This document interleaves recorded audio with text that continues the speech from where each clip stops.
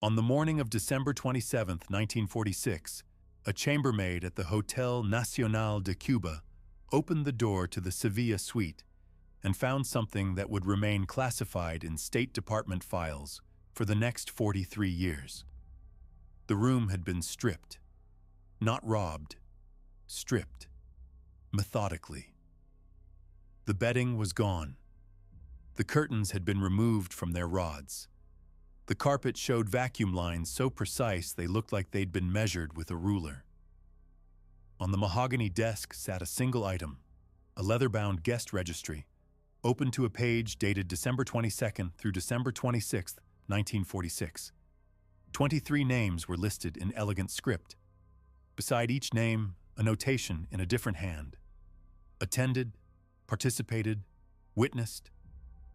At the bottom of the page, in red ink that had bled slightly into the expensive paper, someone had written, "The Lord's work requires strange shepherds."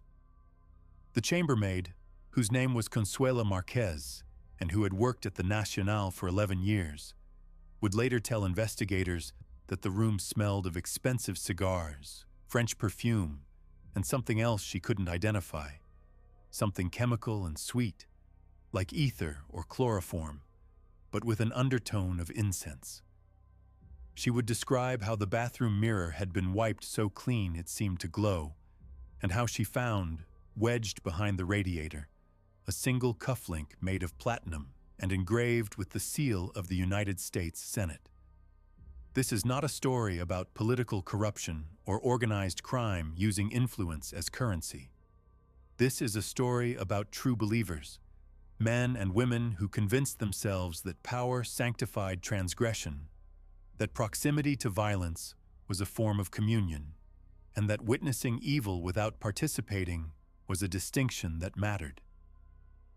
This is the story of how 20 senators, 3 federal judges, a cardinal's secretary, and the most dangerous criminals in America spent 5 days in Havana constructing a theology of complicity, and how the evidence of what they did, what they called the protocol, was systematically erased by the very institutions designed to prevent such erasures. Before we continue, I need you to understand something about the machinery of historical silence. There are stories that disappear because no one cares to remember them. And then there are stories that disappear because caring to remember them would require us to reimagine the entire architecture of power in America. This is the second kind. Make sure you're ready for what follows, because once you understand the Havana Protocol, you can't unknow it.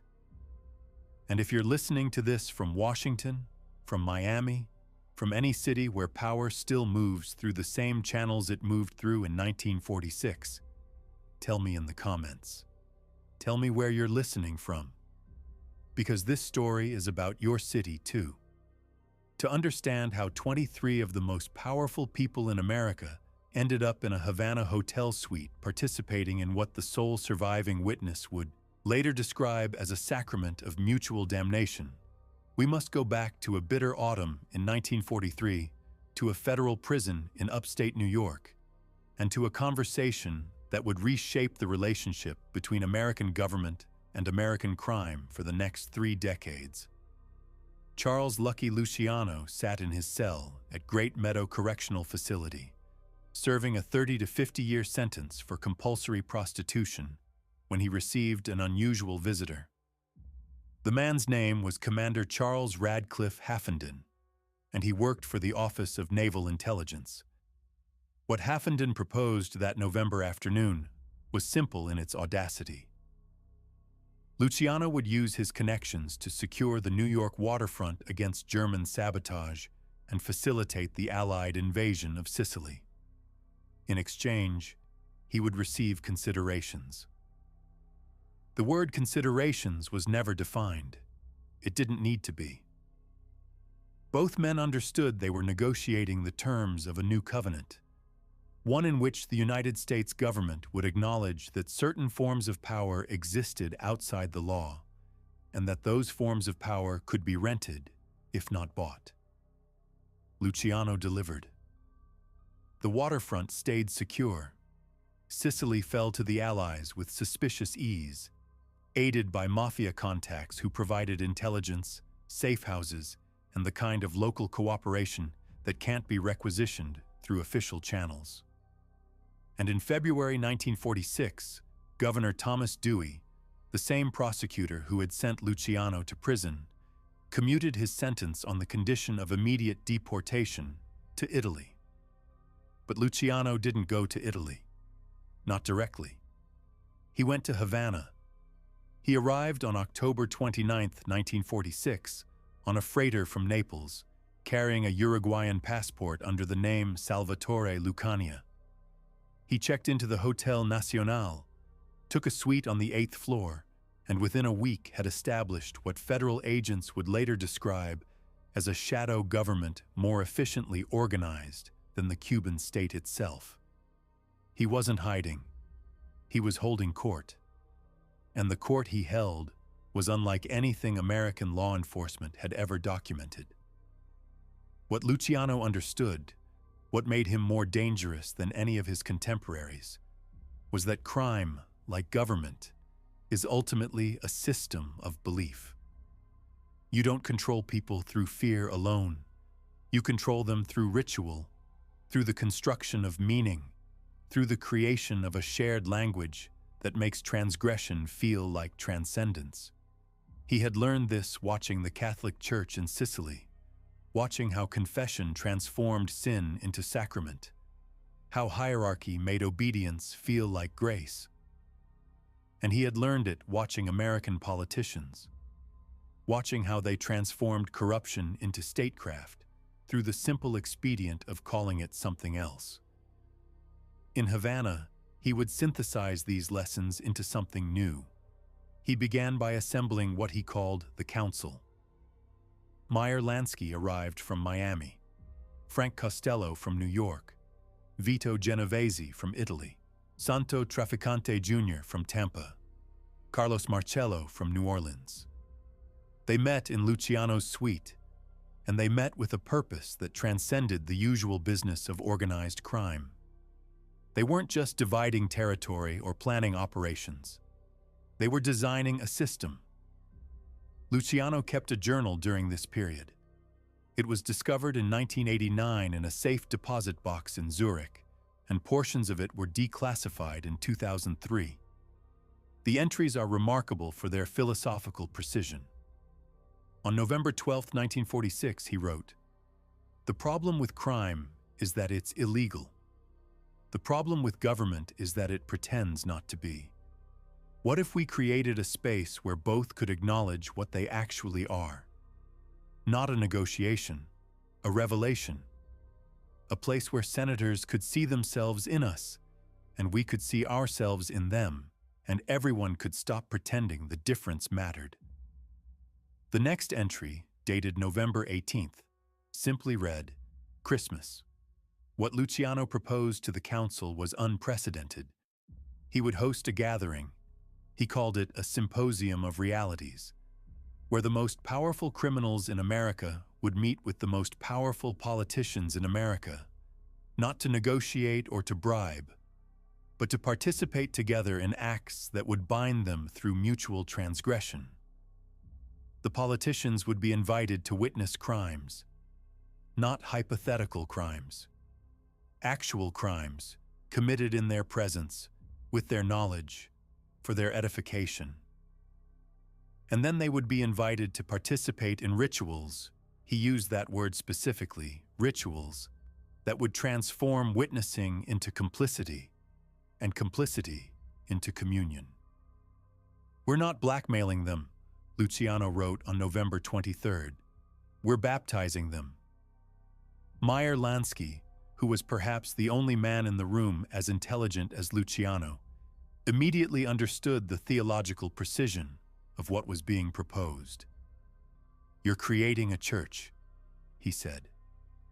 "I'm creating a confession booth," Luciano replied, "where both sides confess and both sides absolve." The invitations went out in early December. They were delivered by hand, in sealed envelopes, to 23 carefully selected individuals. The selection criteria were specific.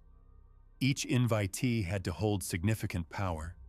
Each had to have already demonstrated a willingness to bend rules in service of that power.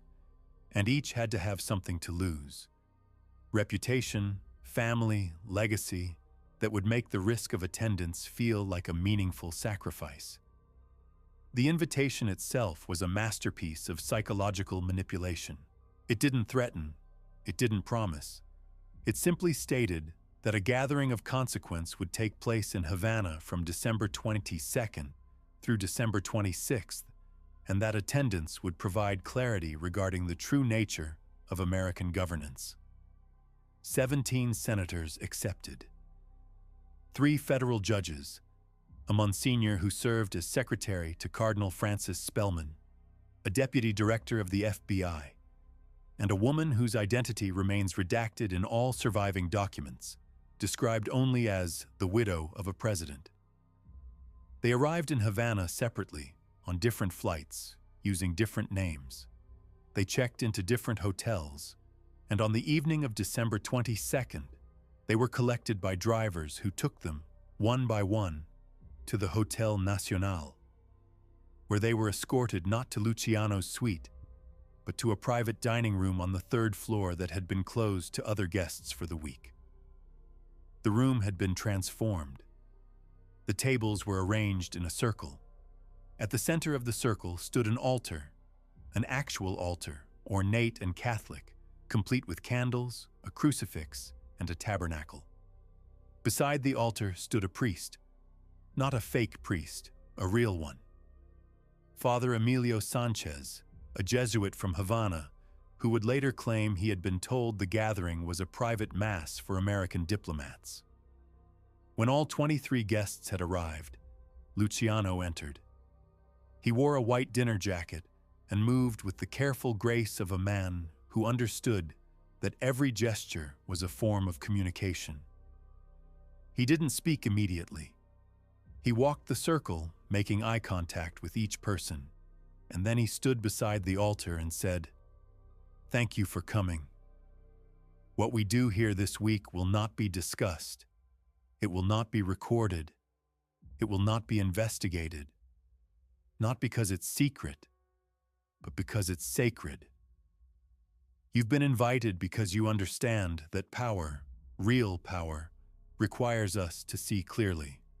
And what we see clearly, when we're honest, is that there is no meaningful difference between what you do and what we do. You call it governance. We call it business. But it's the same machinery, the same violence, the same negotiations with conscience. This week we're going to stop pretending otherwise." He gestured to the priest. "Father Sanchez is going to hear confessions, all of our confessions, yours and ours, and then he's going to offer Mass, and we're all going to take communion together, and after that, we're going to spend the next 4 days showing you exactly what we do, and you're going to show us exactly what you do, and we're going to discover that the only difference is vocabulary." One of the senators, his name is redacted in the documents, but context suggests it was Owen Brewster of Maine, stood up. "This is insane. I'm leaving." Luciano smiled. "The door isn't locked, Senator. You can leave any time. But if you leave, you'll spend the rest of your life wondering what you missed. And more importantly, you'll spend the rest of your life knowing that everyone else in this room knows you were too afraid to see the truth." Brewster sat down. The confessions began at 9 p.m. and continued until 3 in the morning. Each person in the room approached the altar, knelt, and spoke to Father Sanchez through a portable confessional screen that had been set up beside the tabernacle. What they confessed remains unknown. Father Sanchez died in 1953, and if he kept records, they were never found. But witnesses, and there were witnesses, because Luciano had stationed 2 of his men in the room, standing against the walls like altar servers, would later describe the sound of weeping, the sound of long silences, the sound of voices rising in anger and then falling into something that sounded like relief. When the confessions were complete, Father Sanchez celebrated Mass. It was a full Tridentine Mass in Latin, with all the ritual precision of pre-Vatican II Catholicism. And when the time came for communion, every person in that room, senators, judges, mobsters, the Monsignor, the widow, approached the altar, received the host, and returned to their seats. Luciano, who was not Catholic and had never taken communion in his life, was the last to approach. He knelt, he received the host, and then he stood, turned to face the room, and said, "Now we begin." What followed over the next 4 days was a carefully choreographed series of events designed to collapse the psychological distance between witness and participant, between observer and accomplice. On December 23rd, the group was taken to a warehouse in the Vedado district, where they watched a shipment of heroin being processed and packaged for distribution in the United States. They weren't just shown the drugs. They were walked through the entire supply chain, the sources in Turkey, the refineries in Marseille, the shipping routes through Havana, the distribution networks in New York, Miami, and New Orleans. Lansky, who narrated the presentation like a business school lecture, explained the economics with the precision of a McKinsey consultant. Profit margins, risk assessment, political protection costs, law enforcement as a variable expense. One of the judges asked how they managed to operate with such impunity. Lansky smiled and gestured to the room. "We pay you." On December 24th, Christmas Eve, they were taken to a private estate outside Havana, where they witnessed what the documents describe as a disciplinary action. A man who had stolen from the organization was brought before the group. His theft was explained. The evidence was presented. And then, in front of the assembled senators and judges, he was executed. Not quickly, methodically. The method is described in the documents, but I'm not going to repeat it here, because the method isn't the point. The point is that it happened, and that 23 of the most powerful people in America watched it happen, and that none of them left, and that none of them intervened. After the execution, they returned to the Hotel Nacional for Christmas Eve dinner. The dinner was catered by the hotel's finest chefs. There was champagne, roasted pork, black beans and rice, yuca, plantains. There was a string quartet playing Handel, and at the center of the table, like a centerpiece, sat the ledger from the heroin warehouse, open to a page that listed payments to political protections in 12 American cities, with amounts and dates and, in some cases, names. Luciano stood and raised his glass. "Merry Christmas," he said. To clarity, they drank. On December 25th, Christmas Day, the group attended Mass again, this time at the Cathedral of Havana, in a private chapel, with Father Sanchez presiding. The homily he delivered was about the nature of sin and absolution, about how confession transforms guilt into grace, about how the Church has always understood that human beings are capable of terrible things and that the path to redemption requires first acknowledging what we are. After Mass, they returned to the Hotel Nacional for what Luciano called the exchange. Each politician was asked to bring a document, something from their office, something classified or sensitive or valuable, and place it in a locked box. Each mobster did the same. The box was sealed and given to a lawyer in Havana who was instructed to hold it in trust, unopened unless certain conditions were met. What those conditions were was never specified. The point wasn't the contents of the box. The point was the ritual of mutual vulnerability, the creation of a shared secret that bound everyone in the room to everyone else. And then came the evening of December 25th, and what the sole surviving witness, a driver named Esteban Ruiz, who was interviewed by the FBI in 1962 and whose testimony was sealed until 1989, described as the ceremony of wives. The details of what happened that night are fragmentary and contested. What is clear from multiple sources is that the wives of several senators and the mistresses of several mobsters were brought to the Hotel Nacional. What is clear is that some form of exchange occurred. Ruiz used the word swapped, and that word appears in the declassified documents, though always in quotation marks, as if the investigators couldn't quite bring themselves to state plainly what it implied. What is clear is that the exchange was voluntary, that it was framed as a ritual rather than a transaction, and that it was designed to create a final, irreversible intimacy between the two groups. Ruiz, who was stationed outside the Sevilla suite that night, described hearing laughter, music, the sound of champagne corks, and then later, silence. He described how the suite's doors remained closed until dawn, and how when they finally opened, the people who emerged looked, in his words, like they'd been to confession and communion and last rites all at once. On December 26th, the group dispersed. They left Havana the same way they'd arrived, separately, quietly, using different names and different routes. The Hotel Nacional's records show no evidence of the gathering. The guest registry that the chambermaid found was seized by Cuban police and turned over to the American embassy, where it disappeared into classified files. Father Sanchez was transferred to a remote parish in the mountains and died 7 years later of a heart attack. Esteban Ruiz was paid a substantial sum of money and told never to speak of what he'd seen. He didn't until 1962, when he was dying of cancer and decided that silence was no longer worth the cost.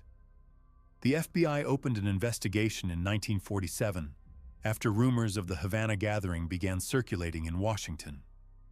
The investigation was led by Special Agent William Donovan, a decorated war hero and a man of unimpeachable integrity. He spent 6 months interviewing witnesses, reviewing financial records, and attempting to reconstruct what had happened at the Hotel Nacional. His final report, submitted in September 1947, was 847 pages long and contained testimony from 43 witnesses, including hotel staff, Cuban police, and several low-level mobsters who had been present in Havana during the relevant period. The report concluded that a gathering of significant persons did occur, and that the nature of the gathering suggests a coordination between criminal elements and government officials that represents a threat to democratic governance. Donovan recommended immediate prosecution of all identifiable participants. The report was classified top secret and buried in the archives of the Justice Department. Donovan was reassigned to a field office in Montana. And in October 1947, Congress passed a bill allocating additional funding for anti-communist activities in Latin America, sponsored by 3 of the senators who had attended the Havana gathering. Luciano remained in Havana until February 1947, when pressure from the U.S. government forced Cuban authorities to deport him to Italy. He never returned to the United States. He never faced prosecution for the Havana gathering, and he never spoke publicly about what had happened there, except once, in an interview with the Italian journalist in 1961, a year before his death. The journalist asked him if the rumors about Havana were true. Luciano smiled. "What rumors? That you held a meeting with American senators. That you created some kind of pact." Luciano was quiet for a long time. Then he said, "I'll tell you what I learned in Havana. I learned that there's no such thing as a criminal and a lawman. There's just people who admit what they are, and people who don't. And the ones who don't, the ones who wrap themselves in flags and laws and righteousness, They're more dangerous than any of us ever were, because they believe their own lies. We never did. The journalist asked if he had any regrets.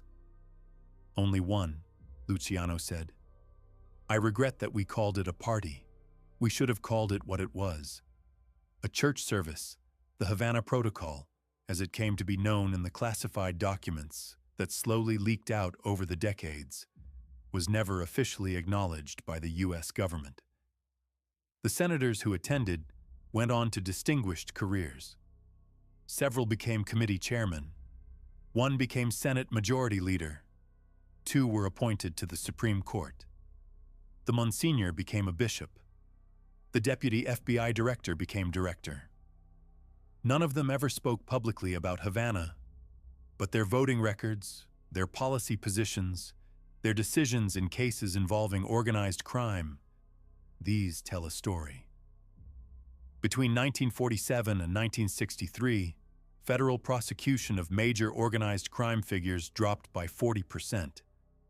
Funding for the FBI's Organized Crime Division was cut repeatedly, and a series of laws were passed that made it significantly harder to prosecute racketeering, money laundering, and interstate criminal conspiracy.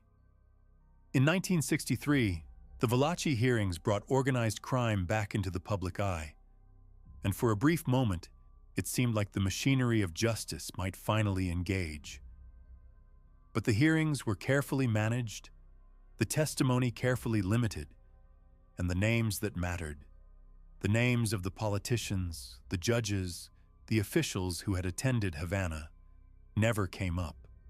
The guest registry from the Hotel Nacional surfaced briefly in 1989, when a researcher at the National Archives discovered it misfiled in a box of documents related to Cuban-American relations. She made a photocopy before the original was reclassified and removed from public access. The photocopy circulated among journalists and historians, but without corroborating evidence, it remained a curiosity, a tantalizing fragment that raised more questions than it answered. Esteban Ruiz's testimony, declassified in 1989, provided some of those answers.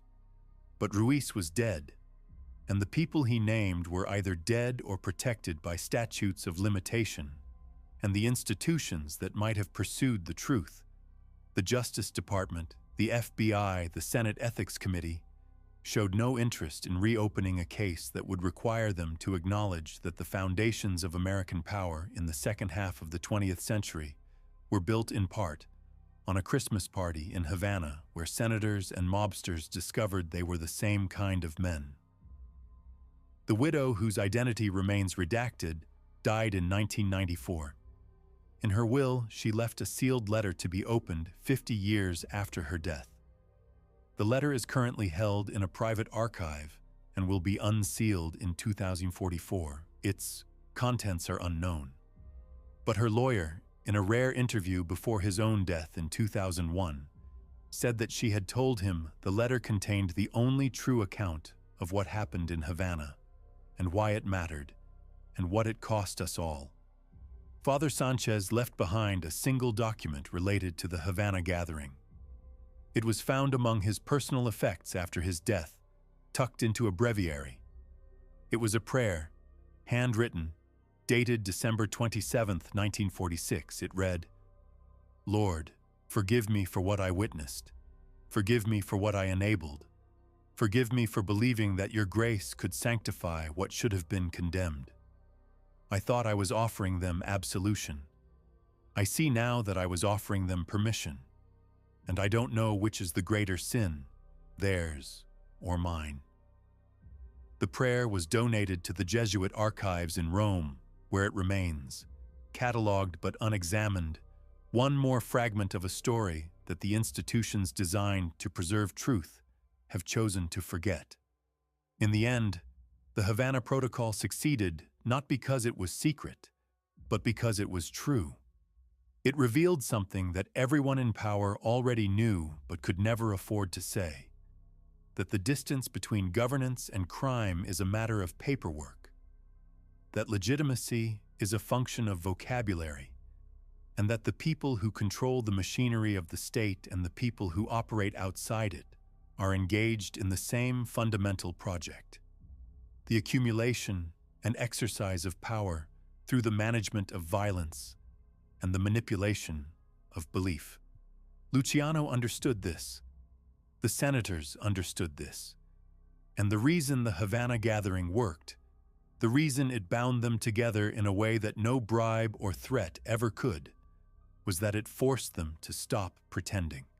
For 5 days in December 1946, 23 of the most powerful people in America participated in a ritual of mutual recognition. They confessed, they witnessed, they partook. And in doing so, they created a communion that transcended law, transcended morality, transcended everything except the raw fact of power itself. The question that haunts the Havana Protocol isn't whether it happened. The evidence, fragmentary and contested as it is, suggests that something very much like it happened. The question is what it means that it could happen, that it did happen, and that the institutions we trust to prevent such things from happening chose instead to bury the evidence and protect the participants. Maybe the Havana Protocol was an aberration, a singular moment of corruption that says nothing about the broader functioning of American democracy. Maybe it was the product of a unique historical moment, the chaos of the post-war period, the rise of organized crime, the moral compromises of wartime intelligence work, and couldn't happen today. Or maybe Havana was simply the moment when the truth became visible, when the machinery of power revealed itself clearly enough that even the people operating it couldn't pretend anymore. Maybe what happened in that hotel suite wasn't the creation of something new, but the acknowledgement of something that had always been there. Maybe the senators and the mobsters didn't become the same in Havana. Maybe they just stopped pretending they were different. And maybe the reason we can't quite bring ourselves to investigate, to prosecute, to demand accountability for what happened there, is that doing so would require us to ask a question we're not ready to answer.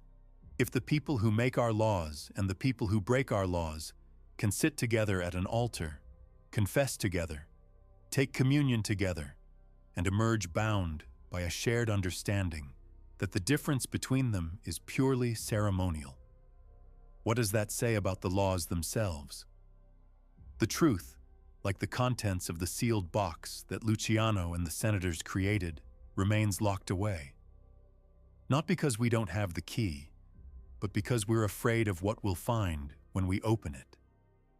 In 2003, a historian named Dr. Sarah Vance published a paper in the Journal of American Criminal Justice titled The Havana Protocol: Myth, Evidence, and the Architecture of Institutional Silence. In it, she argued that whether or not the specific events described in the declassified documents actually occurred as described, the Havana Protocol functions as a kind of parable, a story that reveals a truth about power that we would prefer to ignore. She wrote, "The genius of the Havana Protocol, if it happened, was that it didn't corrupt the participants. It revealed that they were already corrupt, and that their corruption was not a deviation from the system, but the system itself functioning exactly as designed. And the genius of the institutional response, the burial of evidence, the protection of participants, the refusal to investigate, was that it demonstrated the same principle. The cover-up wasn't a failure of justice. It was justice working as intended, protecting power from accountability, protecting the myth of legitimacy from the reality of how legitimacy is actually constructed and maintained." Dr. Vance's paper was cited twice and then forgotten. She applied for tenure at 3 universities and was rejected by all 3. She now teaches high school history in Vermont and has not published on the subject since. The Hotel Nacional still stands in Havana, elegant and fading, a monument to a different era. The Sevilla suite is available for rent. It costs $800 a night. The hotel's website describes it as a historic suite that has hosted diplomats, celebrities, and heads of state. There is no mention of December 1946. There is no plaque, no commemoration, no acknowledgement that anything of consequence ever happened there. But sometimes, late at night, the hotel staff will tell you that the suite is haunted. Not by ghosts exactly, by a feeling, a presence. The sense that something was decided there, something that still echoes, still shapes the world in ways we can't quite name. They say that if you stand in the center of the suite, in the spot where the altar would have been, you can still smell it. Cigars and perfume and something else, something chemical and sweet, with an undertone of incense. They say it smells like confession, like communion, like the moment when you stop pretending and see yourself clearly for the first time, and realize that the person looking back at you in the mirror is exactly who you've always been, and that the only thing that's changed is that you've finally admitted it. And they say that once you smell it, you can't forget it. It follows you. It marks you. It becomes part of your own confession, your own communion, your own reckoning with the distance between what you believe about yourself and what you actually are. The chambermaid who found the guest registry, Consuela Marquez, died in 1978. Before she died, she gave an interview to a local Havana newspaper. The interviewer asked her what she remembered most about that morning in December 1946. She said, "The smell and the silence." The room was so quiet, like a church after everyone has left and the candles are still burning, like the air itself was holding its breath. The interviewer asked if she thought something evil had happened there. Consuela was quiet for a long time. Then she said, "I don't think evil is the right word. I think what happened there was true, and sometimes the truth is worse than evil. Because evil you can fight. Evil you can condemn. But the truth you just have to live with." She died 3 weeks later. In her will, she left a single request, that she be buried with a rosary that had been blessed by Father Sanchez in 1946 before he was transferred to the mountains, before he wrote his prayer of confession, before he died of a heart attack that the autopsy report described as consistent with acute psychological distress. The rosary was placed in her hands. And if you believe the stories, and in Havana, stories are a kind of currency, a way of preserving truths that can't be documented or proven. If you believe the stories, the rosary was warm when they closed the coffin. Warm like it had just been held. Warm like someone had just finished praying. The question the Havana Protocol asks is not whether powerful people are capable of corruption. We know they are. The question is whether corruption is a bug in the system or a feature. Whether the machinery of power in America, the laws, the institutions, the rituals of legitimacy, is designed to prevent abuses or to sanctify them. Whether the difference between a senator and a mobster is a difference of kind or a difference of vocabulary. And the reason we can't answer that question, the reason the evidence remains classified and the participants remain protected and the story remains half told, is that answering it would require us to dismantle the entire architecture of belief that makes governance possible.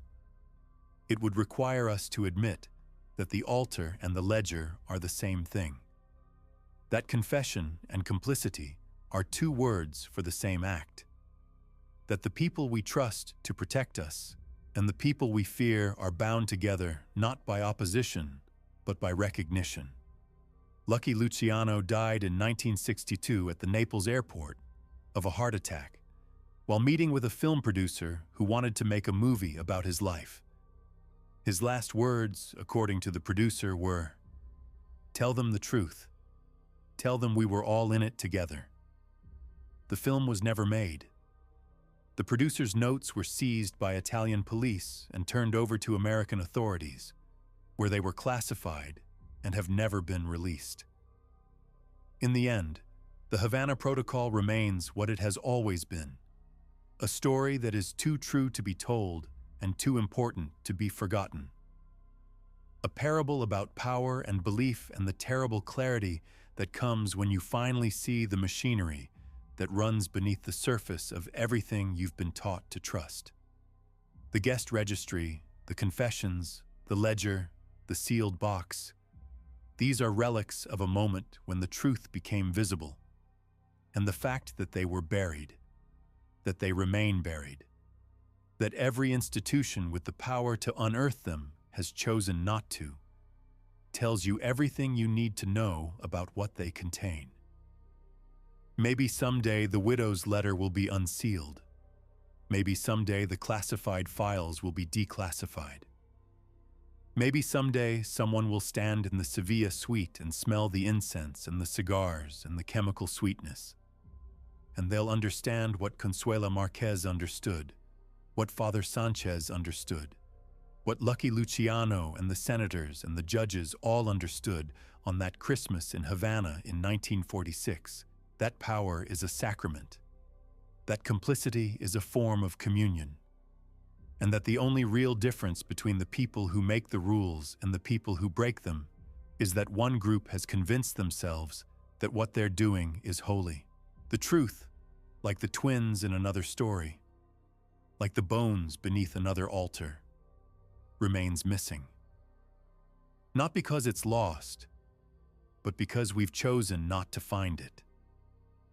And the question that remains, the question that the Havana Protocol asks every person who encounters it, every person who smells the incense and hears the confession and sees the ledger open to the page with their city's name, is this: when you finally see the machinery clearly, when the distance between the altar and the ledger collapses, and you understand that they've always been the same thing, what do you do? Do you look away? Do you condemn it? Do you participate? Or do you simply acknowledge what Luciano acknowledged, what the senators acknowledged, what everyone in that room on Christmas 1946 acknowledged when they knelt and confessed and took communion together? That we are all in it together, that we always have been, and that the only thing separating the blessed from the damned is which story we choose to tell ourselves about what we've done.